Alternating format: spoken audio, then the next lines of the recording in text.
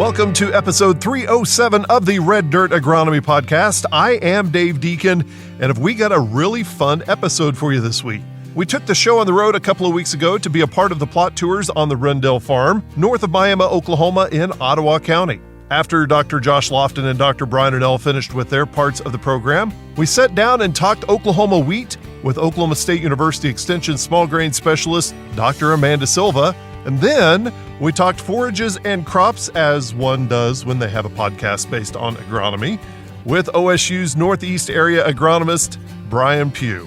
By the way, you'll be able to find the information we talked about on this episode and past episodes on our redesigned website, reddirtagronomy.com. As always, we start with a quick trip around the table, well, actually in this instance, around the shop, for an introduction to the dream team of dirt and everything that comes from it. Let's start with Oklahoma State University Extension Precision Nutrient Management Specialist. You're the one earlier saying you're saying crazy stuff. Now you're throwing me under the bus like I'm saying crazy stuff. Dr. Brian Arnell. And next to him is Oklahoma State University Extension Cropping System Specialist. I'm always the one that says crazy stuff, though. Dr. Josh Lofton. Let's kick off the episode with a chat with Oklahoma State University's Brian Pugh, which was recorded on May 2nd, 2024. You are listening to the Red Dirt Agronomy Podcast.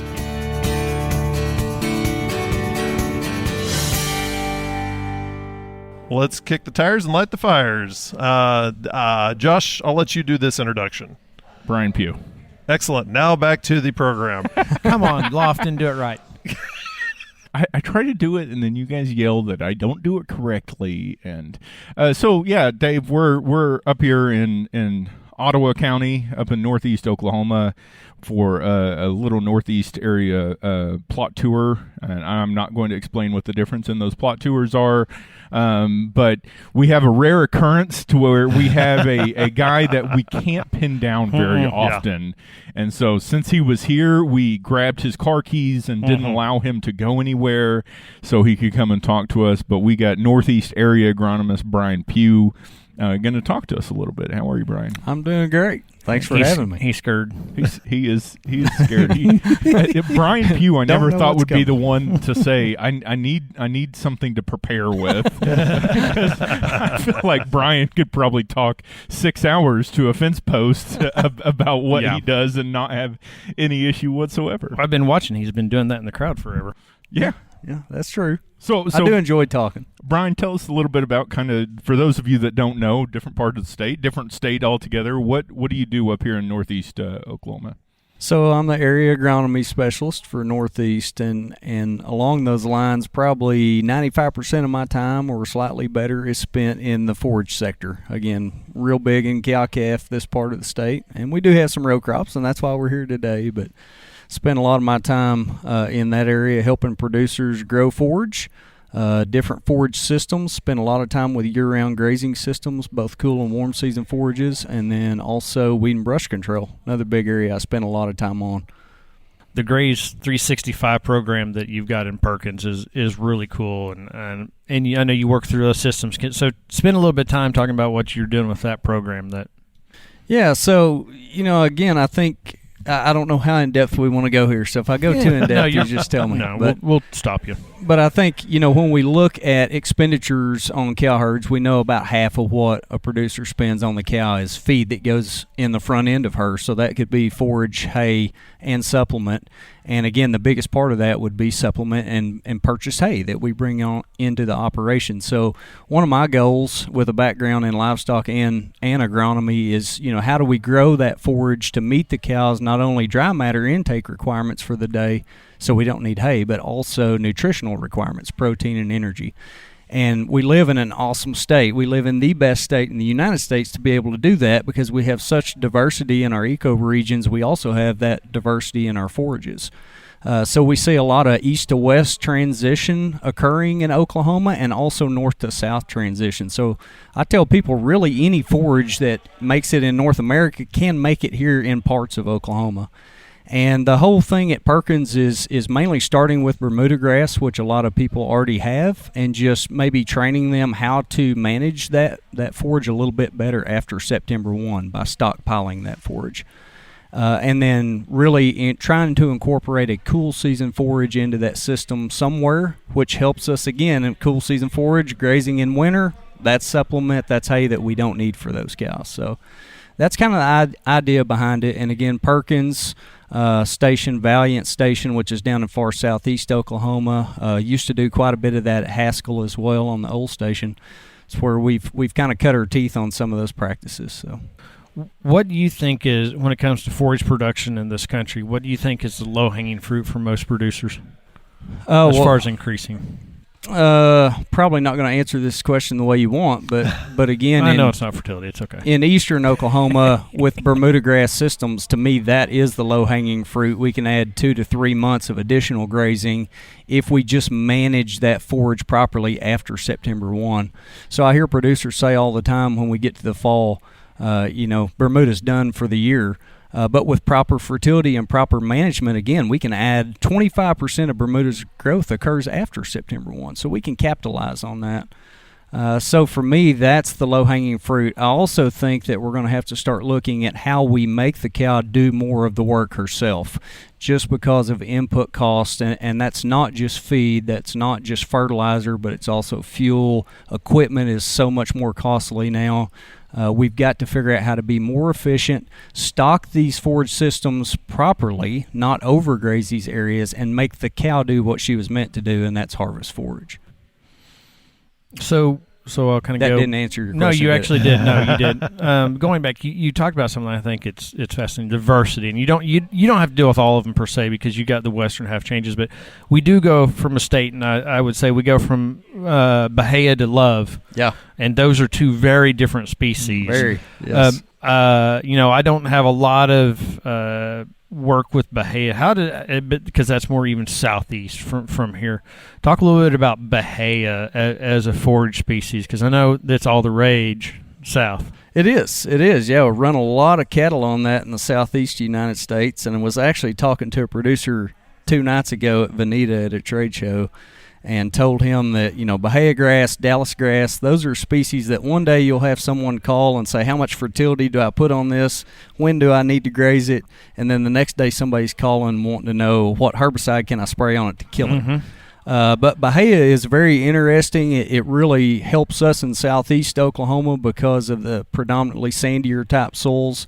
Does really well there. Actually grows on a lot of sites that Bermuda grass will not thrive on.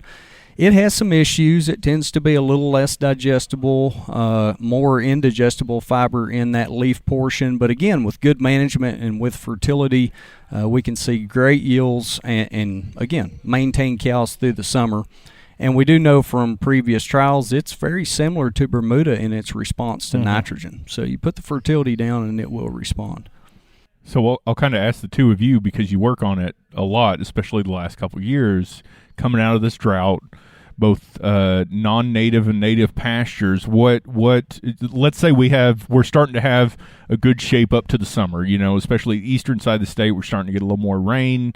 So how do growers manage their pasture as we're starting to get that moisture to kind of maybe really recover those pastures that we were hoping happened last year but might really happen this year?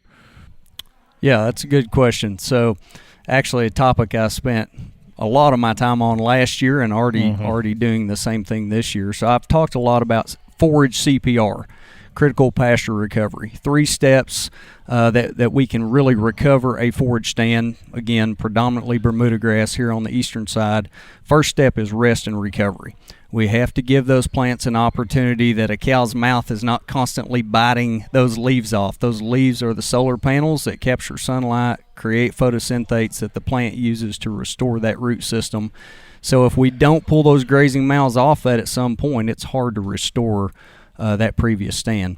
Second part would be the fertility. We have to offer those nutrients that plant needs, not only because we got behind the 8 ball with the drought, but again, just to encourage that plant to repopulate some of those open areas that we're seeing in these pastures. And then third, obviously, is control competition. Control those unpalatable species, whether that be broadleaf or grassy weeds. And again, they're robbing resources from us, and they're much more adept at filling in a hole than oftentimes a weak forage stand because it has been through the drought. So we've got to do something to basically shift the use of those resources back to that desirable forage. And I'd say, Josh, it's not just the drought. So especially on Bermuda grass, not so much some of the others, and I guess some of our range out west too, it's that you coupled a dry spring with a cool spring. So Bermuda grass, you give it moisture and a little bit of spring warmth, and that sucker gets up and running, and it does a great job of reestablishing itself. But if you look at the spring of 22, the spring of 23, we were dry for one, but we also had a really, really late spring. Like, it did not get that time, and so a lot of those winter annuals, the bromes and the little barleys and a lot of those grasses, the weeds, they did awesome. They did great. Yeah, some of the best stands of little barley I have seen and Downey I've seen in so long of time. And then now we get about, I don't know about you, I assume you've had a million more than me, all the broom sedge, you know. And we used to say broom sedge or poverty grass, which this side of the state, Josh, it's broom sedge. West, it's wheat. Okay. So yeah, got that. we specified that. Comes with poor fertility. Is low P, low K, low pH. Those things were always indicators.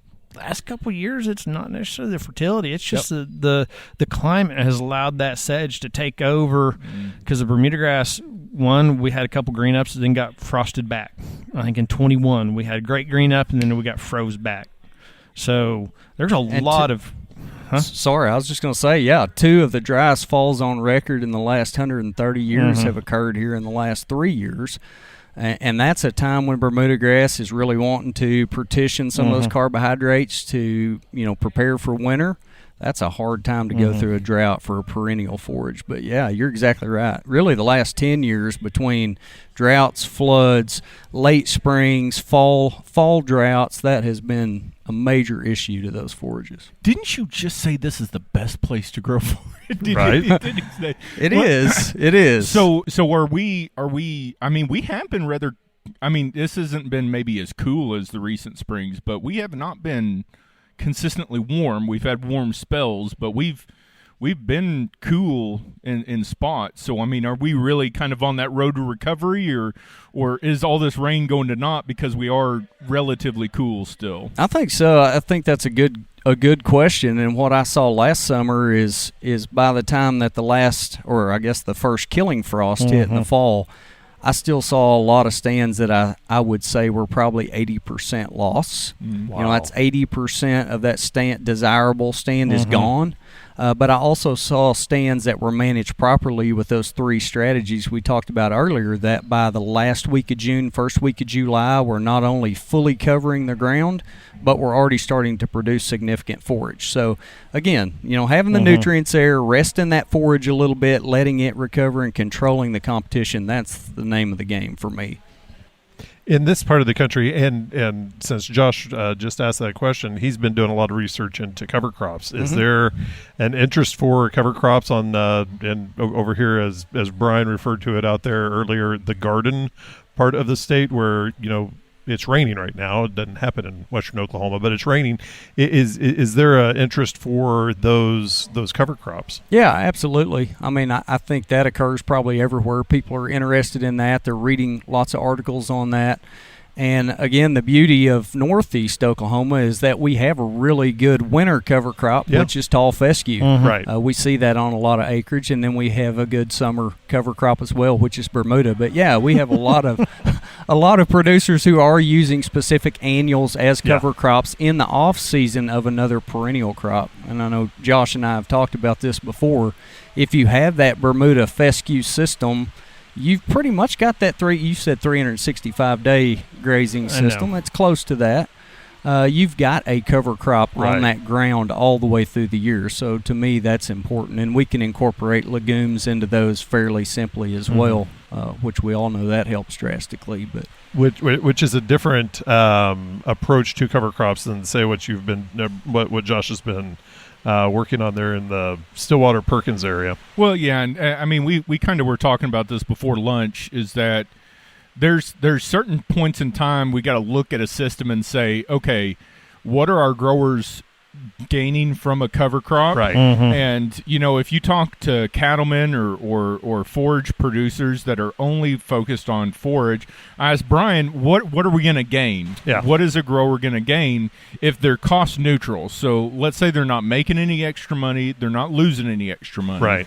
What's going to be that added advantage? And, like you said, in that Bermuda fescue continual rotation, I don't know if there is that much. Yeah. But there is a lot of cropland out here that could potentially be used as a cattle area, like in western Oklahoma, that maybe that cover crops, because they are more of an annual, could fill that need to maybe allow that to, maybe even just provide a 3-week rest period to where it can get off that Bermuda grass. Yeah. Come Great over point. here, graze it, and now it's gone. It's done what it needs to. Maybe I'll hay it to put it away for the or for the winter if I need it. But now that Bermuda grass has had 3 weeks to rest and recover, and maybe we can go back to that. Right. So there are strategies, just like in western Oklahoma over here, that we can do it. They're just maybe not as in every system, because we do have so many systems that stay green all year long over here. No, I think that's a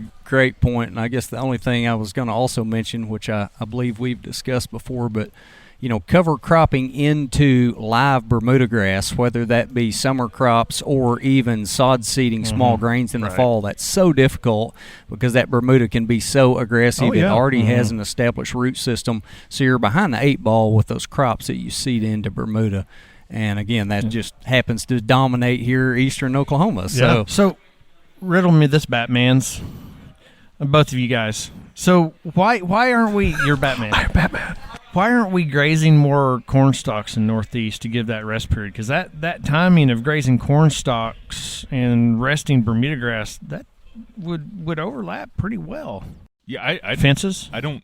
I that's the only thing I can They think got of. cattle. So They don't know hot wire out here? I feel like Well, when you look out in the garden part of the state, it's adding hot wire or going to this fescue patch over here. it is very unique. I think as you get from that I-35 corridor heading east, what we see is we have a lot of dedicated crop ground. Again, not near as much acreage as you see out west, but we don't see a lot of dual-purpose crop ground with grazing on it. Right. We do have a lot of cattle and a lot of dedicated pastures, but we just don't see the overlap. But absolutely, corn stalks, grain sorghum, stover, all of those things can actually work very well for running cattle on, and other states show that extremely successfully up through the Midwest, but we just don't see a lot of that here in eastern Oklahoma. They don't want to stretch hot wire. I don't blame them. I don't blame you. You already have a pre-fenced fescue patch. Right. Why do you want to string hot wire?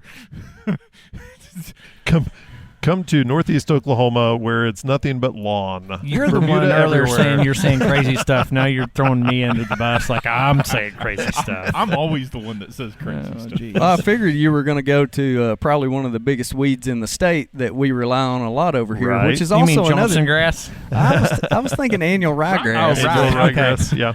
But again, we use a lot of that to kind of give Bermuda a little bit of a head start there too. So I do think there's lots of options that we can give that Bermuda the rest it needs, or the Bahia, or the Dallas grass, whatever it might be.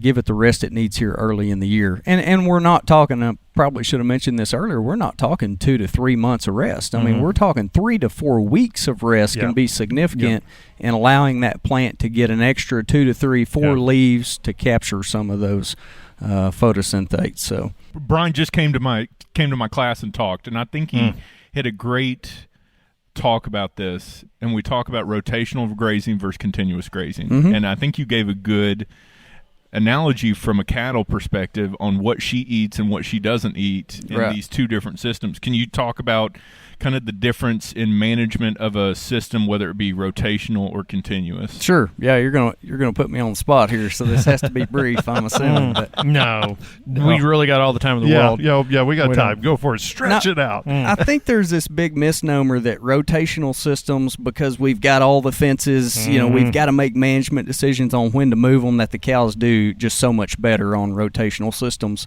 And the point that we tried to make in that class that day is that's really not the case if we look at an individual animal. So from an individual animal performance standpoint, the best system would be a continuously stocked system, extensively stocked as well. So that one cow has lots of acreage she can walk across and pick the best quality forage out there, or the best species of forage out there. The beauty of the rotational systems is that what we're able to do is better capture forage that we grow and get it into a cow. By doing that, we're basically forcing animals to eat more of the plants that they normally would not. So what we do see is reduced individual animal performance on a rotational system, but because we can now run a few more animals, that gives us increased performance per acre. So we can see additional gains per acre, or we can stock a few more cows on the same property. And that's really, I think, what entices a lot of producers is that acreage is limited. Whether we want to admit it or not, it's getting more so each year. It's hard to go buy more land, but we can stock a few more cows again, just by rotationally grazing and utilizing more of the forage that we do grow. So if we're talking outside of non-native forage pastures, so planted forage pastures, and we're moving into native ground, I think the one thing you really highlighted in the class is that, the cattle eat the species they want first, the most palatable or what have you. So if you continually graze and you have these ice cream plants or these heavily desirable, they might not be there for long because the cattle go and pick those first and might just graze those out of existence in that pasture. Yeah, I try to tell people, cows are a selection tool. Really, any grazing livestock is a selection tool. They're going to go pick the most desirable forages, and not only the first time, but also the second, the third, the fourth time that they walk back past there. They will continue to eat that plant and, again, remove those solar panels, remove those leaves, and we eventually do see those plants die off. So that's why we rarely see Johnson grass or crabgrass in continuously grazed pastures, is because the cows just essentially won't let it grow. Yeah. That is that ice cream forage to them.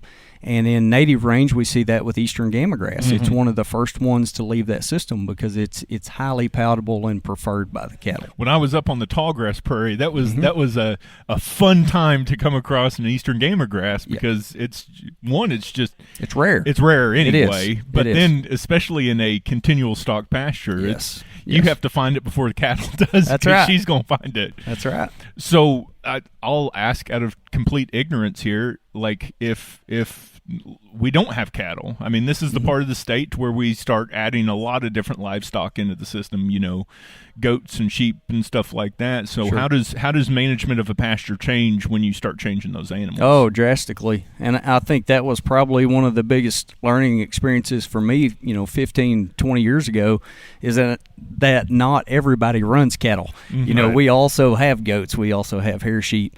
So what we do see is that, again, a cow will browse some. She will also eat some forbs like giant ragweed, but predominantly a cow is going to eat grass.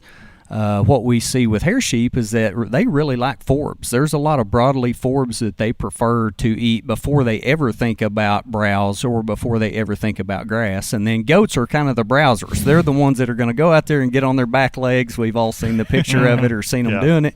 And they're going to eat the ends of those twigs, those tree limbs, any brushy, brambly type species. That's what they prefer. So really, that's where we spend a lot of time working with some of our producers, talking about multi-species grazing. I think there's really an application for that in the future to maybe get away from some herbicide use if those forbs we're trying to kill are actually palatable to, say, hair sheep.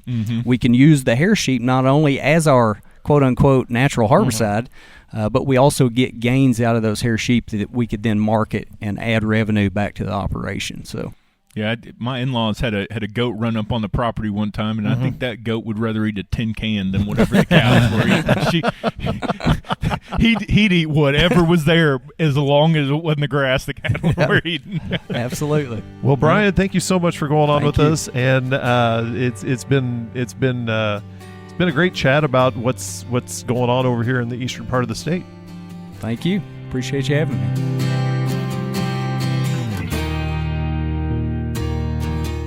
We're taking a quick break so that way we can switch out headsets. And while they do that, I want to remind you to hit the subscribe button where you get your podcasts. If you want to learn more about what Brian Pugh and the doctors were talking about, jump over to our redesigned website, reddirtagronomy.com, for all of that information and also a place where you can submit questions for the doctors. We're diving back into the episode with a chat about wheat across Oklahoma with Oklahoma State University's Extension Small Grain Specialist, Dr. Amanda Silva. Again, this was recorded on May 2nd, 2024.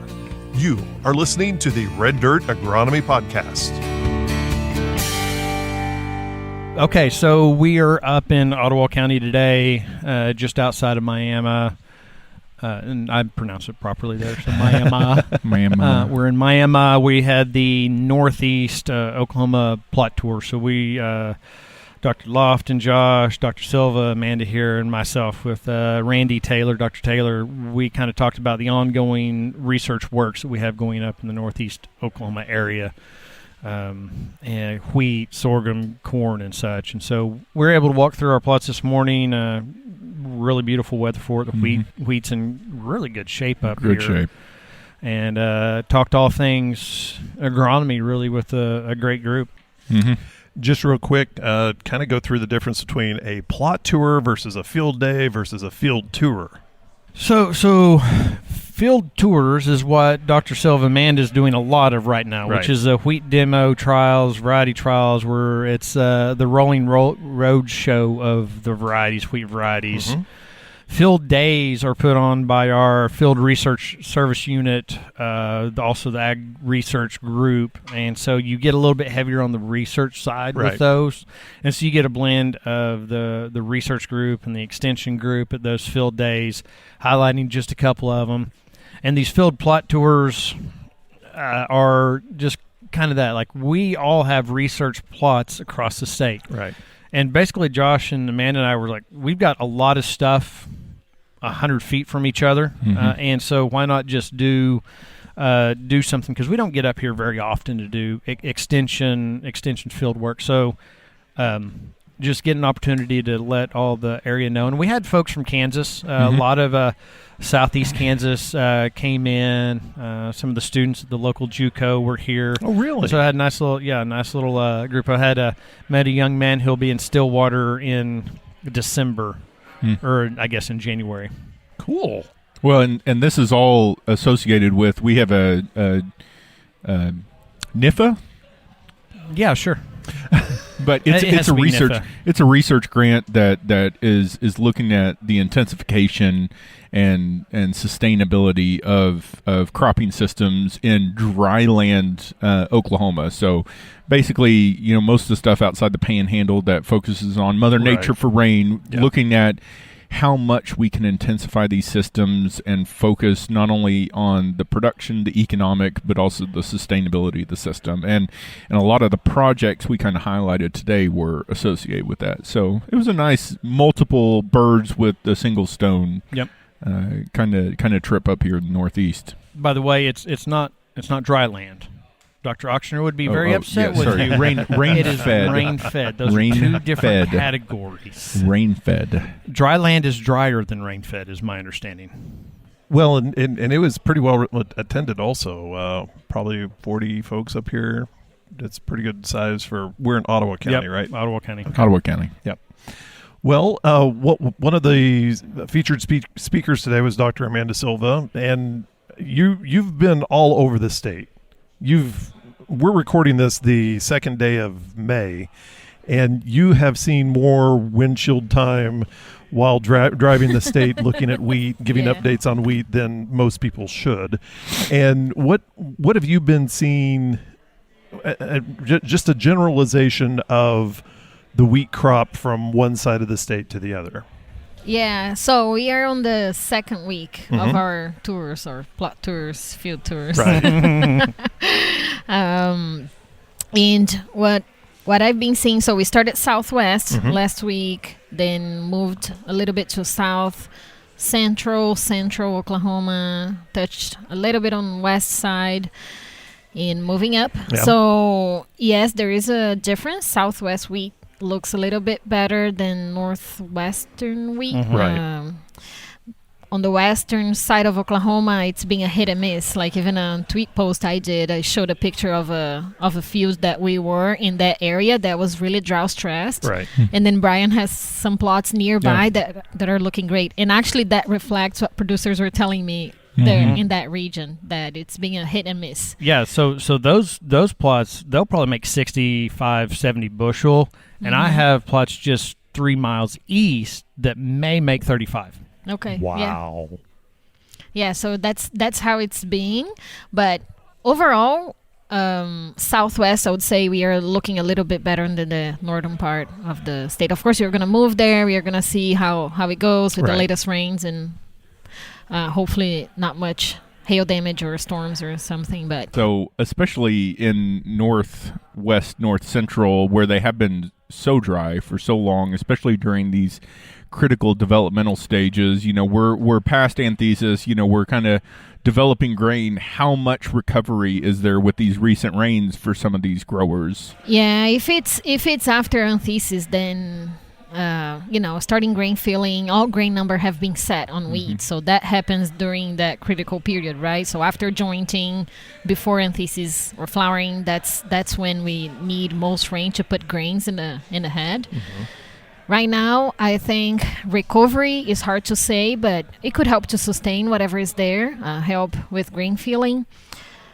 But it could be late, yeah. So, like, how much yield if a normal grower that's already been drought stressed, how much can they account for tillers, which will be a little bit more delayed in maturity? Is that correct? Yes. How much yield can be accounted for in those tillers that still might be maybe in some places at the stage to where a nice rain event can help? Oh, I think it's hard to say how much. Like, give a number. I don't know if I can give you a number. Yeah, 10, can 10 you? per Can on the you? spot. I just 10% of yield. I don't know. I just think depends on a lot of things. Depends on yeah. I mean, I figure if it's already really stressed, it's probably sloughed a lot of those tillers off anyway. But we have had years where you take the main tiller loss and go with the secondaries, or tertiaries. I mean, this is that late tillering group where you lose your primaries because you've got more, and so it's all about head number, head size, and so. It's too variable to say anything from you could add 10%.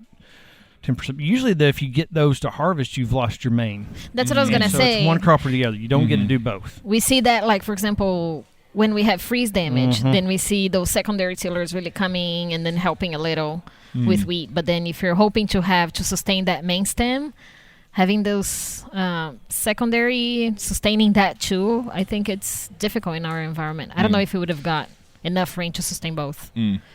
But anyways, another thing that we saw this year was a very big, heavy stripe rust infestation. Right. So you probably have heard that.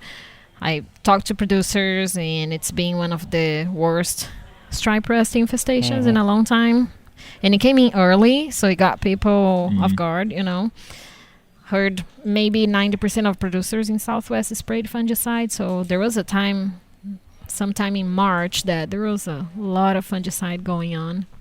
And the reason why we saw that so bad, it's because it was early on wheat stage. So wheat has two types of resistance to stripe rust. So it has the adult plant resistance and the young plant resistance, or seedling plant resistance. And by the time that rust came in, most of the varieties that we grow in our state don't have much of a seedling resistance. Some do tolerate better than others, and that's what we are going to be rating in the plots. But that's why we needed that fungicide. Well, I mean, this is the first year in the last 3 that we've even thought about jointing fungicide. Right. We haven't had the weather conditions for, because I'd been burnt by stripe rust enough, especially in Chickasha. You get that that central area. I've been burnt by stripe rust too many times to not do. I've just gone to a traditional 2-pass system in my research with a generic tab or something like that up at jointing. I hadn't done that. I didn't do it in 23. I didn't do it in 22. No, it was very dry. 21. I don't know if I did. This year's the first year we got back in on doing that jointing application. At least in you got that pocket in the Northwest, we didn't. But I mean, this was a disease year. It was. And that's the thing. Whenever it's a good year, so it started good for wheat, it's in general good for striped rust too. That's when we got moisture. I did see, we didn't talk about it. It's interesting. We have some nitrogen rate timing stuff up here in Ottawa County, and Josh and I were walking through it. The early pre had a lot more flag leaf damage and a lot more yellow, whether it was disease or other things. The later end stuff was a lot cleaner leaf tissue, kind of showing that difference and having that. Because it was pretty growthy here. I mean, this was a soft wheat field, pretty growthy early, and so you could see that difference in timing on fungicide or on the fungal impact. That's interesting. Yeah. We talk about rust a lot. You know, most years, you know, we talk about rust to some degree. Has there been any other diseases, you know, mildews or anything like that has come in that's going to be a significant impact, or just little pockets here and there that aren't going to be that mildew? big? The first time I'm seeing it's now here in the Ottawa places where we have moisture. Usually we see, so I think that's a lot of lush forage. That's when we see it. I haven't seen it that bad. I know Miriam has seen septoria. We've seen some leaf rust, but maybe septoria could be something of an impact, especially in no-till fields. What about, so this is a region up here it's fairly unique, I think, for the state, where they can deal with this region and kind of stretching southwest here, is a head scab. Yes. So can you talk a little bit about head scab and its effect on wheat and why it's unique to this area? Yeah, so here the moisture is really what prones the fungal disease development, and Maria can talk more about this. No. But yeah, it usually affects wheat at anthesis, so there is a specific time of that fungicide application that, not as specific, but they will target that disease more than, you know, sometimes they can combine it with a rust management, but it can affect grain quality.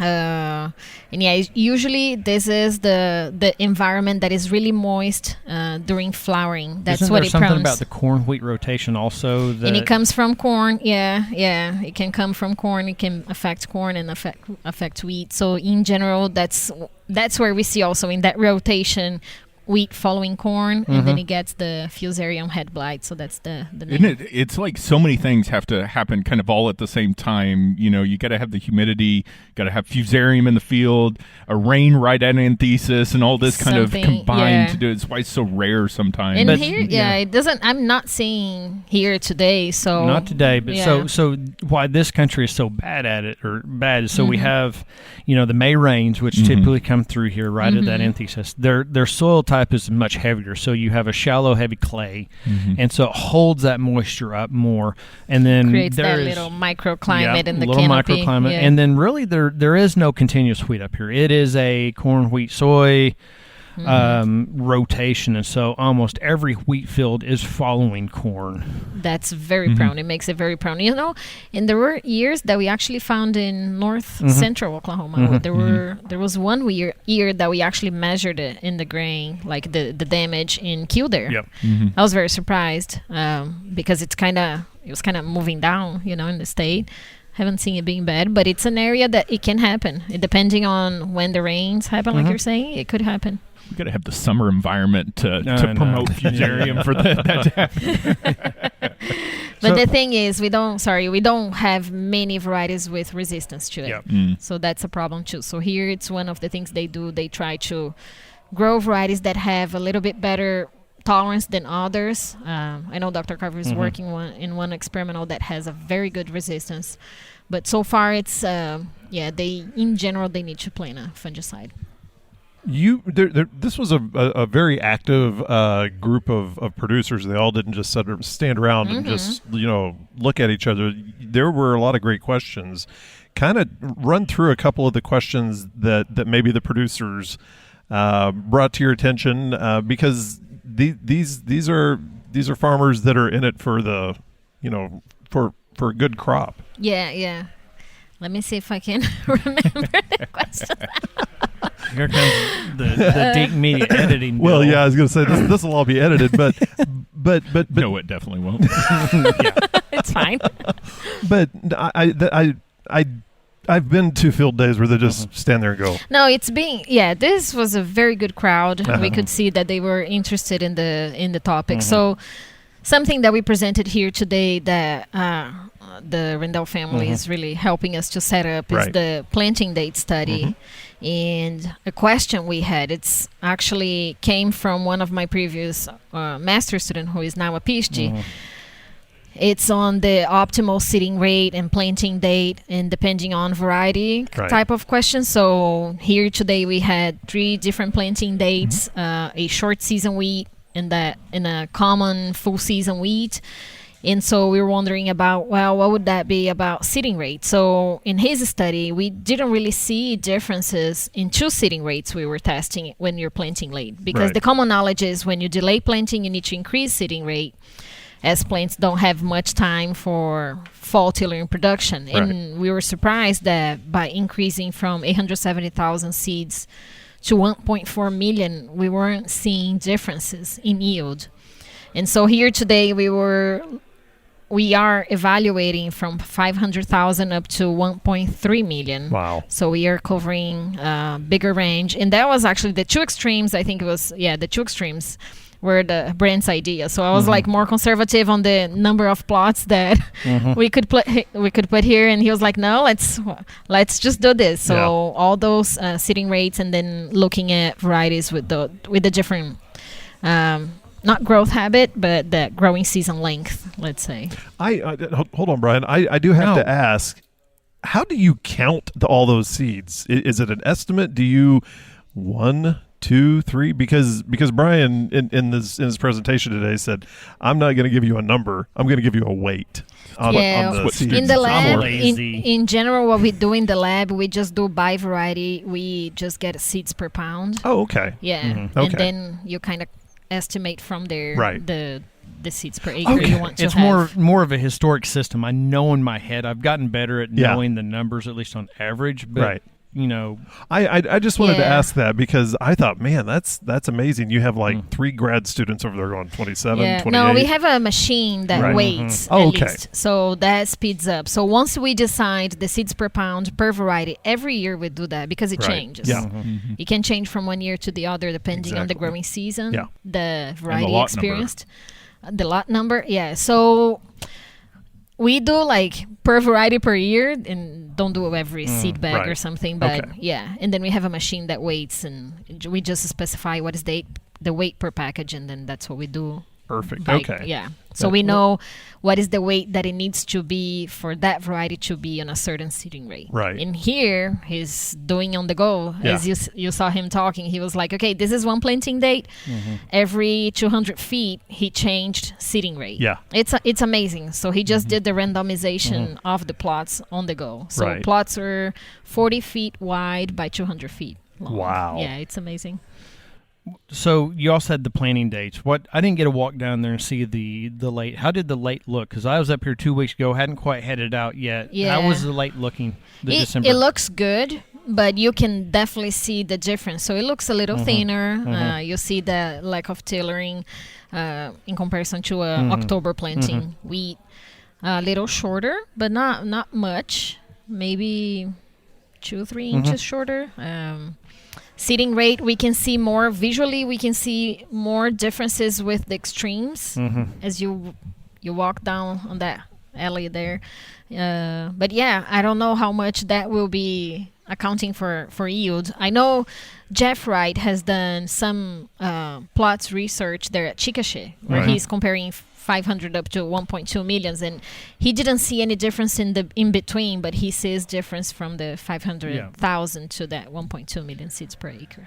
I have to have Brent talk about it a little bit, but I think he said something interesting. He said, the Butler's Gold was typically the same growth stage of the high cotton of the previous planting date. It's amazing. So, it's having that Butler's Gold and the high cotton. Yeah, and somebody was asking me, well, since Butler's goes so early, isn't that going to get caught by late spring freezes? Yes, it will if you plant in October. So that's a variety that we say short season. You should not be planting that in October because you plant in December and it catches up with the rest, with the October or early November planting date variety. So we are seeing that at Chickasha. So it was planted 1 month later and heading date was the same as the rest. What has been, and we'll do, at the end of the season, we'll just do a whole, the whole show devoted to the season. But what has been your biggest aha moment with this wheat crop? Because the past couple of years have not been great wheat years, but this year it's been better. Mm-hmm. What have you really been surprised with so far with this crop? Well, I don't know if I would say surprising, but we are learning a lot about stripe rust this year. Mm. So that's how we are using the plots this year. So we say canopy hygiene. Oh, okay. On the varieties, so that stay green, because sometimes you have stripe rust, but you also have some other things going on. And some varieties, they just show better hygiene than others, and the ability to bounce back from that early stripe rust infestation. So Altos especially, I think will be a plot that we are going to learn a lot about that. Yeah. So my crew they've been rating the plots all over the state. So, wow. And so are we seeing more stripe rust in one part of the state versus the other? Obviously a more wet part of the state versus a drier part of the state. For sure, moisture has a big impact on the disease. I think early on we saw it more in Southwest, but we are seeing in Lahoma, we are seeing Stillwater, for example. So it's kind of moving. Another thing that is moving is leaf rust. It doesn't seem to be under heavy pressure right now, but I would be on the lookout for it. What growth stage does it not matter anymore? What growth stage do we get to the point that we're just going to ride it out? We're 2 weeks away from harvest. Yeah, something like that. I would say around maybe soft dough or something. Okay. Yeah, the plants already basically have remobilized almost everything to the grain. Right. And then from there, you're just going to kind of...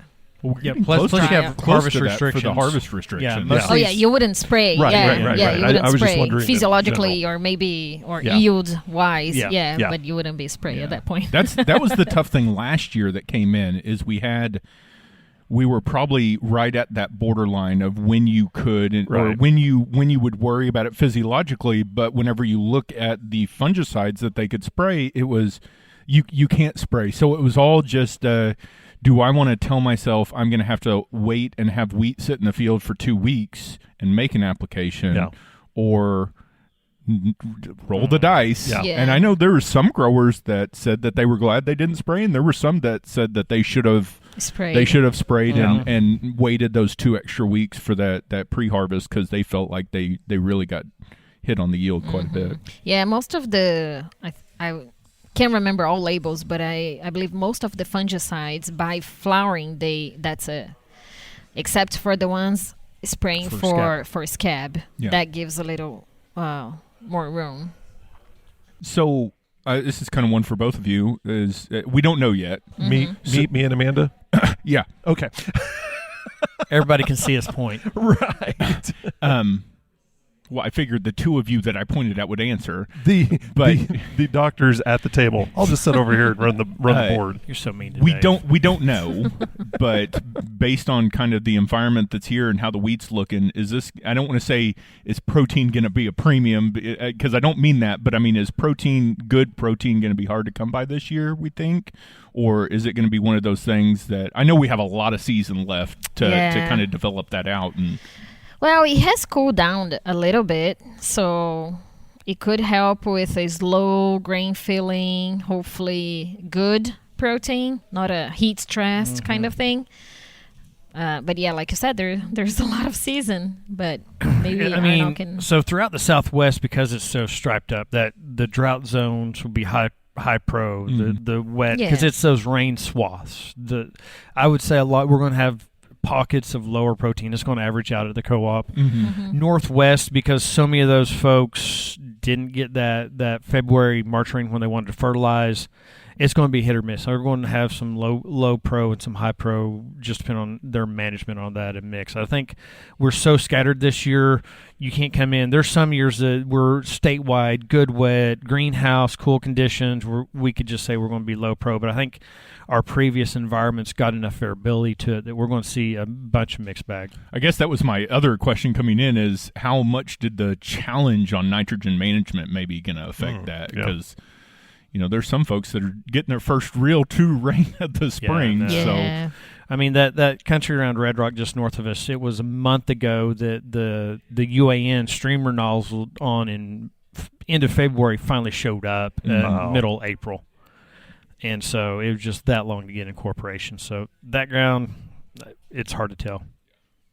Yeah, Cody Solon's up there around Red Rock sent me a picture, and just the lack of moisture in that neck of the woods, it's been tough. But when I'm one of those date guys, when will it rainfall not really matter anymore? Because here we are, the second day in May, and in my mind, I'm already kind of my eyes on harvest. Is it? Do we have like 2 more weeks of let's try to make a crop, or it's gonna help? My belief is gonna help to keep what is out there. Yeah, it's not gonna. The rain now after flowering is not gonna help to produce any new yield. Let's say So whatever you have left, it's gonna help to sustain that, so it doesn't decay from there. Right. But all the most of the yields that we see comes from number of grains per area, and that has been set already. Yeah. Around jointing stage, something like that, and then maybe number of heads. So it's going to help to sustain that, but not produce any new. So if that makes sense. Oh yeah. So we got a cap. We just don't have a floor yet. Yeah. So it's we know how much our yield potential is at. We just don't know how much it could fall to, given conditions. Yeah, because it's going to help with, like I said before, grain filling. But the grains that are already there is not going to be producing any new grain in that head. One thing I found interesting that Brian was talking about in the talk earlier was whenever he talked about stressing the crop and how the amount of quality, I guess, grain at the top, that's kind of what you're going for, and everything else is like kind of bonus after that. So did I understand that correctly? Kind of sort of one thing that we're doing, and it comes from some work Dr. Silva's done and some of her collaborators, is it's really about tiller number. Yeah. And so they see when there's a reduction of tillers, that head is able to fill out those spikelets that berries further up. Yeah. And a lot of times, especially when you get to western Oklahoma, our tertiary and those later tillers, they take resources, but the heads are no more than an inch tall, and you don't really get him. Doesn't really get it to anywhere, right? And you sacrifice the resources that could have gone to the main tillers. Right. So we're trying to see, can we do tiller control with nitrogen? Yeah.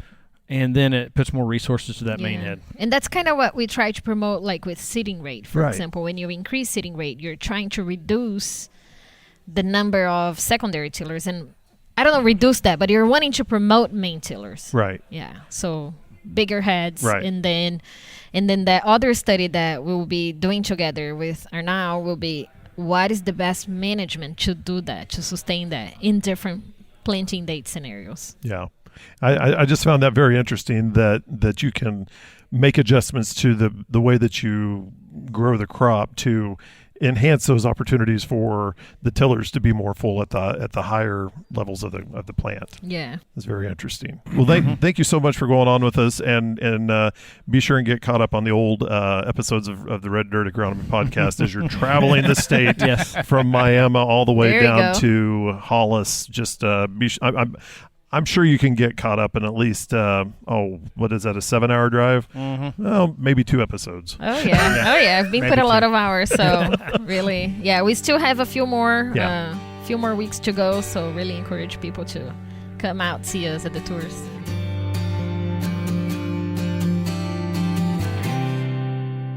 Thank you for listening in on this conversation of the Red Dirt Agronomy podcast. And if you'd like to join the next discussion, send us an email, podcast@reddirtagronomy.com, or send us a tweet. Our handle is reddirtag. We would like to thank Oklahoma State University Extension Northeast Area Agronomist, Brian Pugh, and OSU Extension Small Grain Specialist, Dr. Amanda Silva. If you get a chance, head over to our website where you can find out more information about our guests and any of the resources that we talked about on today's podcast or previous podcast. Head over to reddirtagronomy.com. For Dr. Josh Lofton and Dr. Brian Rendell, I am not a doctor, but I play one on a podcast, Dave Deacon, and we all want to thank you for listening. The proceeding is a copyrighted recording of Agnow Media, LLC, 2024. And yes, all rights are reserved.